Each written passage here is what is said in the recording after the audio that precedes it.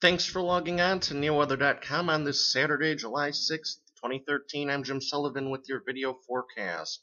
Some pretty heavy rain streaming into southwestern Ohio, but up here, so far it's just been mostly cloudy, with temperatures warming into the upper 70s as of 11. Taking a look at the wide view now, we still have moisture being drawn in from the Gulf of Mexico all the way into the lower Great Lakes, and that's what's keeping the rain chances going here today. And the East Coast is becoming very warm. Actually, most of the country outside of where all these clouds and rain are pretty warm.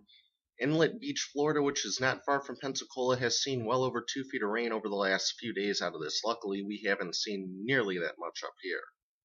Speaking of rainfall, yesterday Cleveland saw almost a quarter inch of it, a little over half an inch on the month of July thus far, which is actually a little bit below normal. We saw a high of 80, a low of 70 yesterday at Hopkins, which averages out to just a tad bit above average. That's going to continue for the foreseeable future.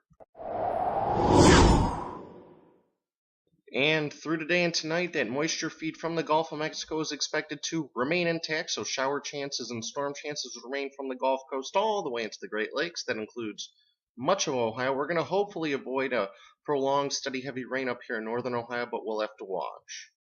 So your forecast for today, look for scattered rain and storms. I think most areas will get wet at some point, but it certainly won't be an all-day rain. Lower 80s for highs. Showers stick around tonight, upper 60s for lows.